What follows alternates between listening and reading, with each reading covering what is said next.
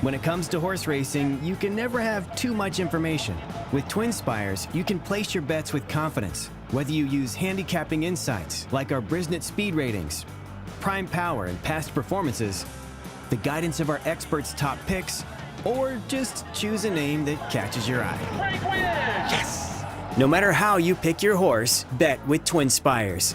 And now you can race to victory with twinspires tournaments.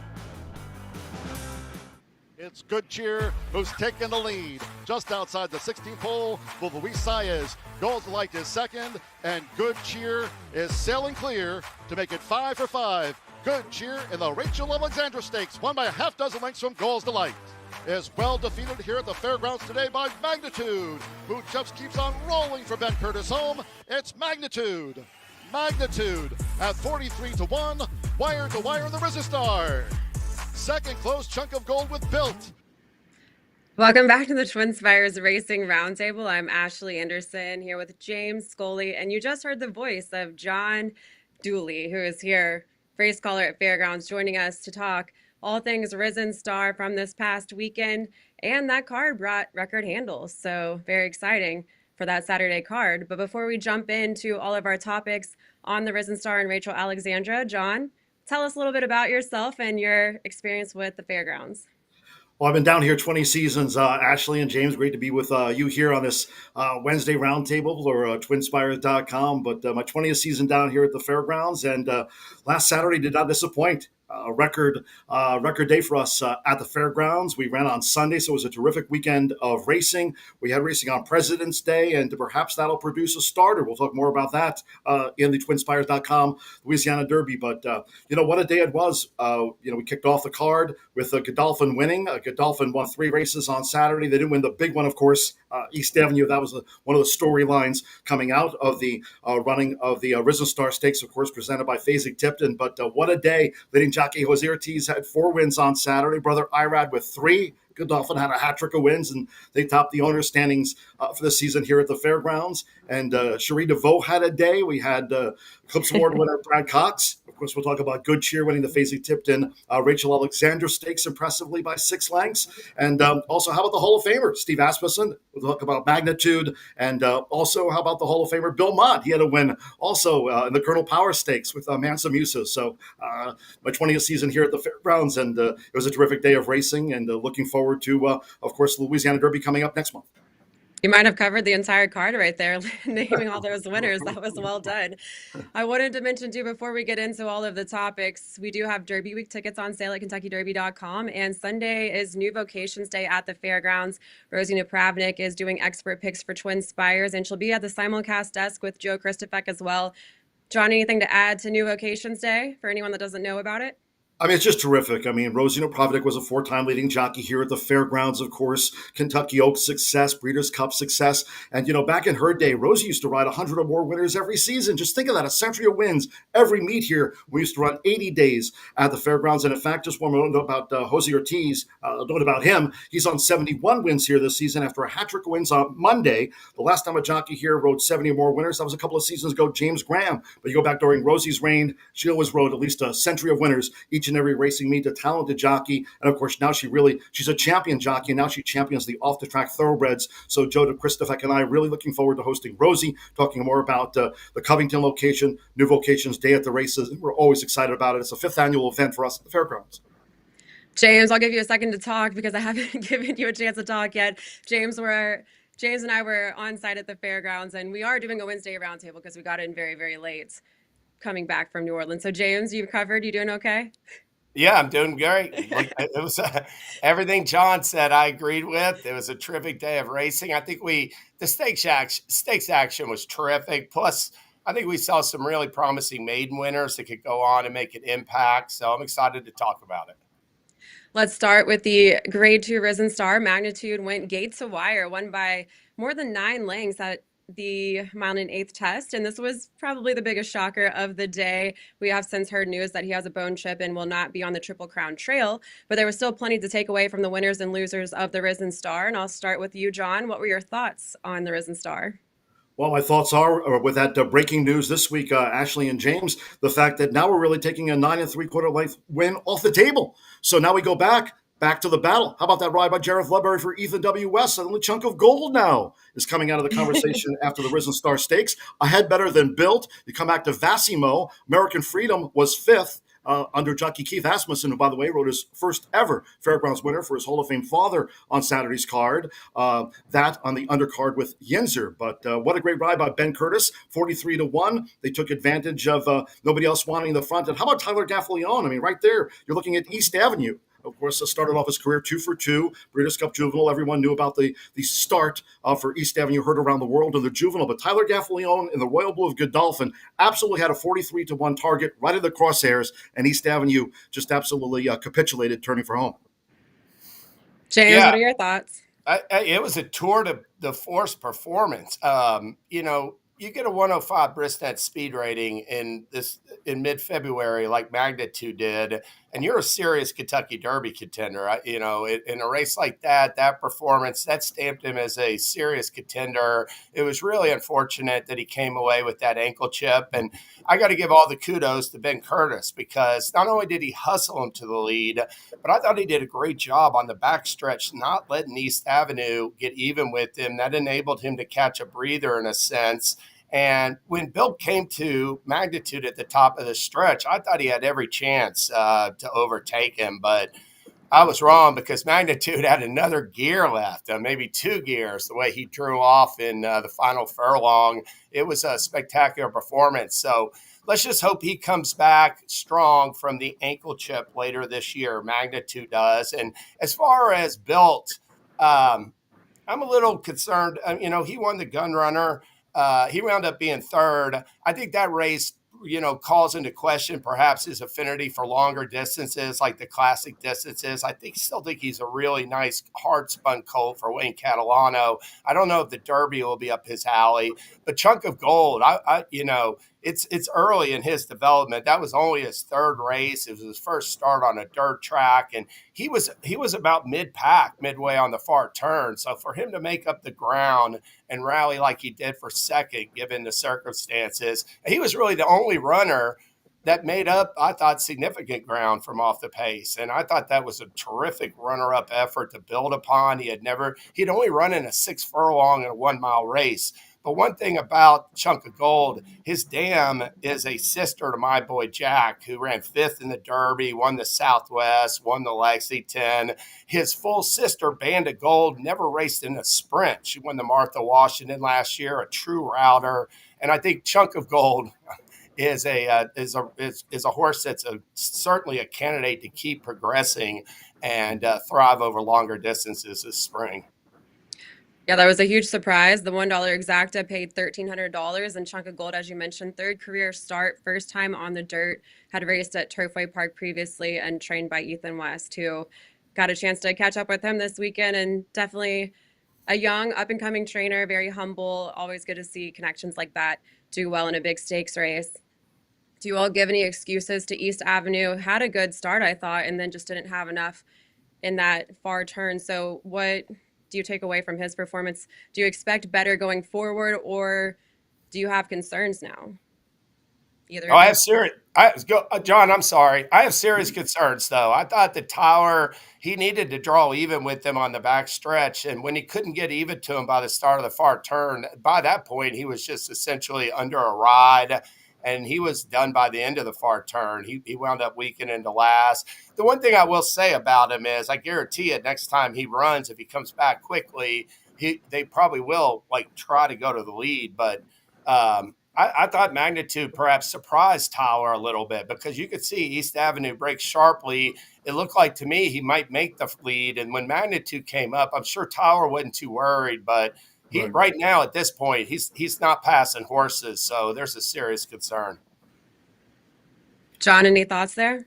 Yeah, I agree 100%. Like I said, post-race quotes, Tyler Gaffalione at this point, 6 furlongs to run in the 9 furlong Grade 2 Risen Star Stakes on the road to the 151st Kentucky Derby. You're Tyler Gaff. You're sitting there, Magnitude's in front, and what kind of price is this horse? And, I've got a target to run at, and you go to 3 furlongs from home and just come up absolutely empty in the tank. I'm sure it's puzzled Brendan Walsh, his assistant down here, Paul Madden, really regrouping with this, East Avenue. And at the same time, like I said, Godolphin been having a day. I mean, they won the opener under Ben Curtis. That, of course, comes back to, beat them with magnitude, and two other winners, including good cheer for Godolphin on Saturday's card. So this was the big one that they wanted. And right at this point, by the way, Luis Saez, you see Built getting up into second. So I'm sure Luis thought at that point, I've got a 43-1 target, a quarter of a mile to go in the Risen Star. The race is on. To quote Jason Beam at the start, but this is at the finish, and then Built kind of flattens out. But I said, given the Kentucky Derby points, right, we're now taking magnitude 55 points off the board on the road to the 151st Kentucky Derby, and because of Jared Ludbury riding for Ethan West, one of those great stories, right? Lonnie Briley coming up this weekend, with the Rebel being run on Sunday due to the weather, but a lot of great stories as always in the Kentucky Derby. Ethan West is one of them, and right here, because of Jared Ludbury, Chunko Gold gets extra 20 points on the road to the 151st Kentucky Derby. And as we look at the leaderboard, that might prove, really pivotal, getting this horse into the start gate on the first Saturday in May. I think that's a good point that John made about taking him out of the equation, because other than Citizen Bull, who was the champion 2-year-old, came back with a stakes win. I mean, we just haven't seen many performances, this year that, like, to me, we're like, hey, this is a serious Derby contender. Well, we saw one on Saturday, and it's a real blow to lose magnitude because, you see a horse like that, and you get real excited for what he can do in the spring. Real quickly, John, since you've called so many editions of the Risen Star, where does this rank on surprising results for you? Oh, going back, I think, the ultimate upset was Hero of Order, the 100th Louisiana Derby for Gennady Doroshenko under jockey Eddie Martin Jr. So we have a horse of those astronomical odds, that upset the twinspires.com Louisiana Derby seasons ago. That was probably, the biggest price I've ever seen here at the fairgrounds. But, it was magnitude. It's Winchell Thoroughbreds. It's Steve Asmussen. So until that horse came 9 clear inside the final half furlong, and I glanced out at the board and saw he was 43-1, I didn't think he was going to be that big of a price. Long shot for sure. But, again, a lot of eyes were on East Avenue, and it was under the Saturday Night Lights, and so I was glancing back through the field. Mentioning Built was second, and now here's Magnitude pulling away. You've got American Freedom for Keith Asmussen into third for the coach, by the way. Wayne Lucas, another horse that earned points on the road to the 151st Kentucky Derby, and East Avenue just continued to retreat under Tyler Gaffalione at that point, not being persevered with in the final furlong, dead heating for 10th. In fact, was East Avenue, in the Risen Star, but just so impressive. Risen Star winner a few years ago was Pyro for Winchell Thoroughbreds, and the Hall of Famer Steve Asmussen under jockey Sean Bridgemahan wound up going on to win the Louisiana Derby. But sadly, unfortunately, this year we won't have that Risen Star Stakes winner Louisiana Derby double. Let's move over to one of those Godolphin winners, Good Cheer, who improved her record to 5 for 5 when winning the Rachel Alexandra, a grade 2. And Brad Cox has more than just Good Cheer pointed toward the Kentucky Oaks right now, 7 on the leaderboard for Oaks points. So, James, do you feel like after this weekend, Good Cheer is his best filly? Well, Good Cheer certainly made a compelling argument in the Rachel Alexandra, drawing away to a 6.5 length decision. In her first, she was 4 for 4 coming in, but in her first 4 races, she just really overpowered them and went around rivals. And she was going to overpower that group regardless. But they did try to teach her. They kept her inside. She split rivals in upper stretch. And I thought it was a very, very good comebacker performance. We'll see here. Being an off-the-pace type like Good Cheer is, she's always going to be at the mercy of what the pace was. And, she's been in a lot of slow-paced races, and this was another example where the pace just wasn't too hot going in 113 for 6 furlongs. But so I'm not going to get too caught up in her speed ratings at this point. She's going to be in some legitimate paced races up ahead this year. She can only do what she can do as far as the pace goes. And I thought it was another step in the right direction. And the reason why I would give her the edge over her stablemate Mahima right now, who's coming back this Saturday or Sunday at Oaklawn Park, is because of her affinity for Churchill Downs. Good Cheer is 3 for 3 at Churchill. She won the Grade 2 Goldenrod and the Rags to Riches impressively there. And to me, she's got a more of a proven commodity at this stage than her stablemate who won the Demoiselle. But to me, the top 2 3-year-old fillies in America at this stage are both in Brad Cox's barns. I mean, that could change in the coming months, but I would rate them Good Cheer first, Mahima second. And, we'll see, though, how our stablemate runs this weekend. John, do you agree? Yeah, 100%. And by the way, great ride by Brian Hernandez Jr. for Kenny McPeak, Team Torpedo Anna on Goel's Delight, tried to take them, all the way. Aladdin chased under Edgar Diaz, bless the broken. She's not the quality Good Cheer is, but, to take something away from this start, right? You're facing Good Cheer, 3 other rivals. You're one of the Godolphin favorites for the run for the Lilies, of course, the Kentucky Oaks at Churchill Downs. So we're facing a small field. Let's get something out of this start. And it just, in addition to maybe just a wire-to-wire romp. So Luis Saez, tucks her behind horses, has Goals Delight, to aim for around the far turn. And, she got a little bit of tight quarters turning for home. And not much. I mean, never was, not going to get through what turned out to be a gaping hole. But, I think Good Cheer can take something out of this start at the fairgrounds and move forward with it. And, Godolphin earlier in the card for the second race, one of their 3 winners on Saturday, had Pretty Sassy. And, she rallied to victory, but certainly Good Cheer, the standout, taking the grade 2 Rachel Alexander Stakes, which, by the way, I'd be remiss if I did not point out, as Joey Decay, Joe Christovec always points out, 10 of the last 28 horses that have run the Rachel Alexander Stakes have won the Kentucky Oaks. Yeah, that's an incredible stat. It's like 4 out of the last 7 or something. I mean, it's like there's a lot of them. It's a very important Oaks prep. Big stepping stone. Yeah. That was the 3rd straight win for Godolphin. It was the 4th overall for Brad Cox. I agree with you all. I give the slight edge to Good Cheer, but Mahima also has 2 wins at Churchill Downs and by open lengths as well. But I think this weekend is where we kind of figure out for sure what that separation is between the two. Mahima tends to go to the early lead. So you mentioned James. Good Cheer is always at the mercy of the pace. Seeing those two go head to head in the Oaks will be interesting. And if Mahima goes to the front, what kind of pace she creates for Good Cheer to run into. But I will note, too, that Good Cheer only had to face 3 rivals this past weekend. And really the only time she's faced a larger field was in the Goldenrod, where she had to beat 6 rivals. But Mahima is going up against 12 if they all end up running this weekend. And I feel like that will tell me a lot if Mahima performs well against that larger field, because the Oaks is going to have 14 fillies potentially. But yes, slight edge to Good Cheer. I did put it on the record, I'm pretty sure on the simulcast, that I think Good Cheer will win the Oaks. And I still am sticking to that. But Mahima is going to be very close in contention as well, I believe. Put me on the record for that too, Ashley. All right, I guess we're at what else caught our eye for the Risen Star cards. So, John, what caught your eye from Fairgrounds in general?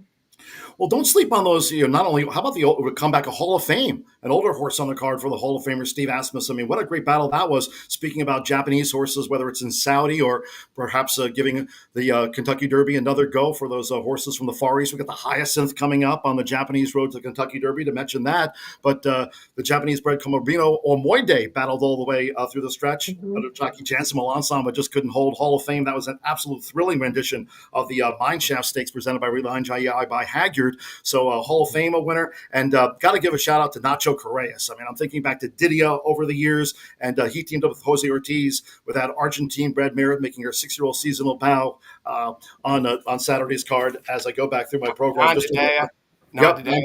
also, and what a great victory that was in the Albert M. Stolt Memorial, making her seasonal bow. She kind of got it trapped in by Way to Be Marie. Florent Giroux kept her in, but then no panic from Jose Ortiz, our leading jockey this season, with 71 wins. Switches are out, and Nanda Dea really impressive for Nacho Correas, and I know Jose Ortiz gave Nacho a lot of credit for that victory. What about on Monday? Anyone you want to note from Monday's racing? Yeah, how about Instant Replay coming into his own under jockey Florent Giroux, talking about Brad Cox. This in the colors of Gary Mary West, coming with his wide sweep. Again, it was a Florio for leading jockey Jose Ortiz. Florio had made it every yard up until this point, stretching out for leading trainer Joe Sharp. But coming into the final furlong, that daunting final fairground at the furlongs, final furlong, and Florio just kind of folded up. And here comes the son of Maximum Security. Now, the thing about this, okay, he's beating Florio with another small field of fairgrounds. So what, Dooley? Well, you look at the final time, it was 1.24 seconds off the track record set by Olympiad when he was a 4-year-old. And that was during Olympiad's gold medal run. He was winning every stakes that season. So taking into account the final time, I think that bears well if you are looking perhaps for another 3-year-old on the rise. Why not? I mean, Magnitude now scratched, obviously out, with that ankle chip. So a horse just to look at on Monday's President's Day card. I thought Instant Replay. I mean, he rallied from last to first, and Florent Giroux, of course. You think of Mandaloon, and he's had some nice success in the Kentucky Derby. Has Florent, a past 2-time leading jockey here at the Fairgrounds. Saw a lot of good 3-year-olds, and James, I think there's a few that caught your eye. Yeah, I'll just echo what about instant replay. Very sharp win, and John brought up. I do think that Hall of Fame and Nanda Day both have a chance to be Grade One winners this year. Hall of Fame's getting ready to go to a handicap stakes, I think, with the Mission, and he's like on the improve too. And Nanda Day is just getting started. She could be phenomenal in the filly mare turf ranks. But I will highlight a trio of first out sophomore maiden winners. I've talked about this extensively over the years.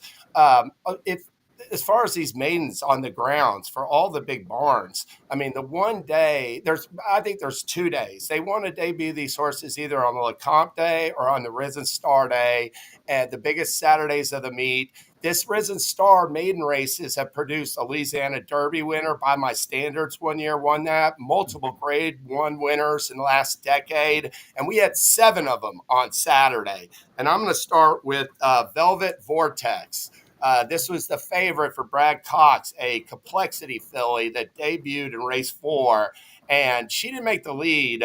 Velvet Devil did, and she ran a heck of a race. But Velvet Vortex wore her down in the stretch to prevail by 3/4 of a length. She ran 6 furlongs in 109 and 0.86, got a 95 Bristnet speed rating, and really just a gutsy win by Velvet Vortex.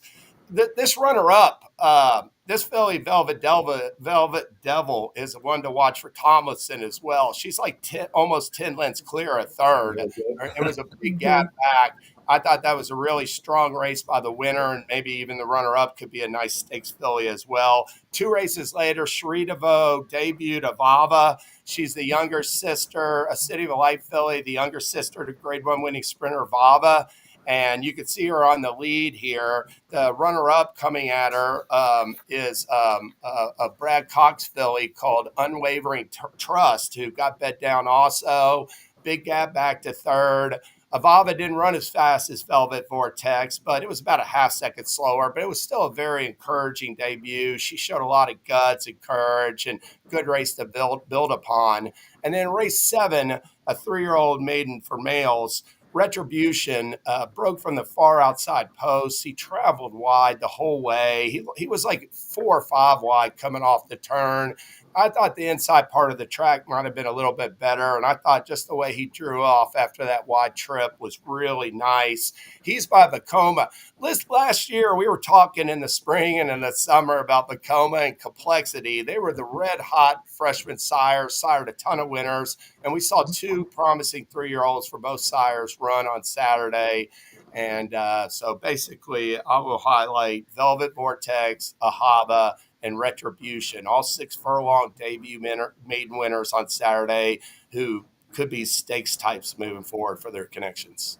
And James, one of your many interviews this weekend was with Cherie DeVoe after that win for Ahava, and I think she confirmed 2 turns is next. Yeah, what she told you. I asked her to. Yeah, we'll see, but she indicated she could fire at 2 turns.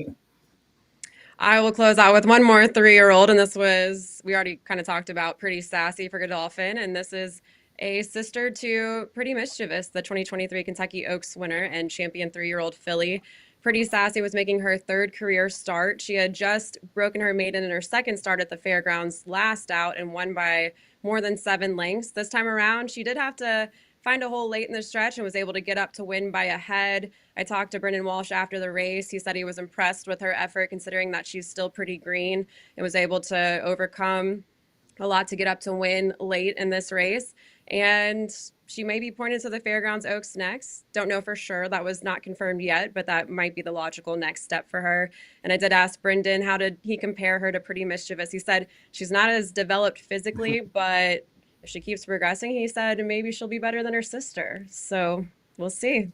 That's praise. That's praise right there. And, California Sunset, thought Ferran Giroux had ridden a winner there until, she just absolutely got, flat tires coming inside the final furlong. And Pretty Sassy just continued to charge, showed that tenacity. And, you're talking about 3-year-old fillies on the road to the Fairgrounds Oaks and hopefully eventually the Kentucky Oaks. Certainly Pretty Sassy finishing with tenacity while California Sunset couldn't quite finish her off.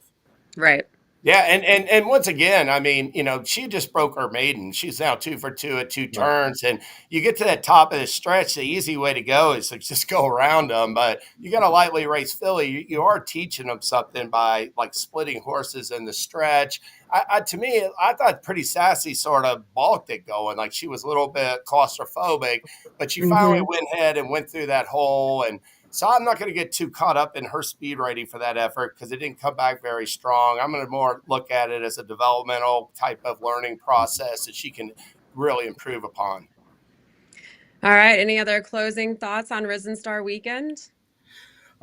Just a tremendous cheers to all the horsemen. And of course, those that play on twinspires.com, 14 race card, good cheer, beat a small field. So we had some small fields. We had some great ones, by the way. Mansa Musa was that Colonel Power winner for the Hall of Famer Bill Mott. So tremendous day of racing. We started off, on Thursday. Friday was Valentine's Day, and I got a pair of Ashley Anderson pink heart designer sunglasses. So I started off the weekend, a winner already.